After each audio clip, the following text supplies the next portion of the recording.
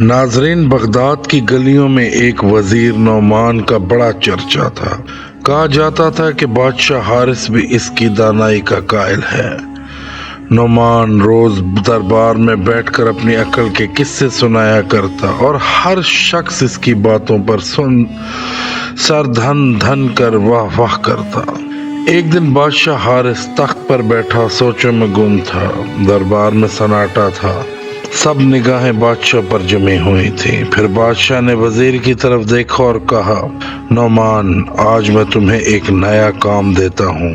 Baghdad کے سب سے عقل مند شخص کو تلاش کر کے میرے دربار میں پیش کرو۔ نعمان کے چہرے پر مسکراہٹ آ گئی۔ بادشاہ سلامت، یہ تو میرے بائیں ہاتھ کا کھیل ہے۔ بغداد میرا شہر ہے، عقل مند لوگ میرے دسترخوان کے مہمان ہوتے ہیں۔ بادشاہ نے کہا، ٹھیک ہے، مگر یاد رکھنا جیسے لاؤ گے اگر وہ حقیقی عقل مند نہ نکلا تو تمہیں خود جواب دینا ہوگا۔ وزیر نعمان اگلی صبح بغداد کی گلیوں، بازاروں اور مدرسوں میں نکلا۔ وہ بڑے بڑے علماء، مفتیوں اور تاجروں سے ملا۔ ہر کوئی کہتا، ہمارے پاس علم ہے مگر عقل تو اللہ کا راز ہے۔ 3 دن گزر گئے، نعمان خالی ہاتھ تھا۔ چوتھے دن وہ بغداد کے مضافات میں جا نکلا۔ غروب آفتاب کے وقت بغداد کی پرانی فصل کے باہر ایک خستہ حال فقیر کو دیکھا جو مٹی کے پیالے میں پانی سے روٹی بھگو رہا تھا۔ اس کے چہرے پر سکون اور نور تھا۔ نعمان نے تنگ نظری سے کہا، او فقیر، کیا تمہیں علم ہے کہ بغداد کا سب سے عقل مند شخص کون ہے؟ فقیر نے نرمی سے جواب دیا، عقل کو ڈھونڈنے والے کبھی اپنے دل میں جھانکا؟ عقل تو وہاں ہوتی ہے جہاں نفس خاموش ہو جائے۔ وزیر کے چہرے پر سنجیدگی آ گئی۔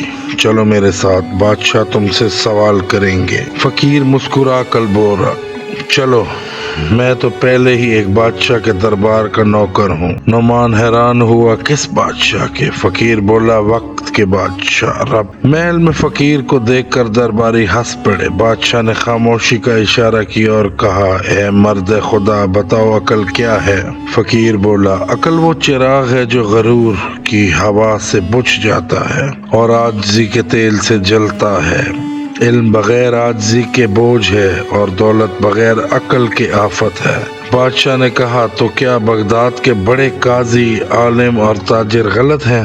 فقیر بولا، غلط نہیں، مگر وہ جو جان لے کہ اصل سکون خدا کے قریب ہونے میں ہے وہی عقل مند ہے۔ جو خدا کے بندوں کے لیے جھک جائے وہی اصل دانا ہے۔ دربار میں سناٹا چھا گیا۔ بادشاہ نے وزیر کی طرف دیکھا، نعمان، یہ ہے بغداد کا سب سے عقل مند شخص۔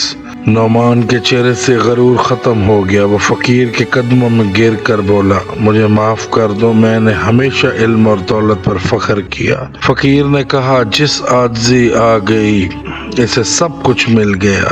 بادشاہ نے فقیر سے کہا، آج سے تم میرے استاد ہو۔ فقیر مسکرا کر بولا، بادشاہ سلامت، میرا تخت تو وہی مٹی ہے جہاں میں بیٹھا ہوں۔ آپ بھی اگر عاجزی اختیار کریں گے تو آپ کے بادشاہ دلوں پر ہوگی۔ بادشاہ کی آنکھوں میں آنسو تھے۔ پورے بغداد میں اس فقیر کی حکمت کے چرچے ہونے لگے اور وزیر نعمان واقعی دانا بن گیا۔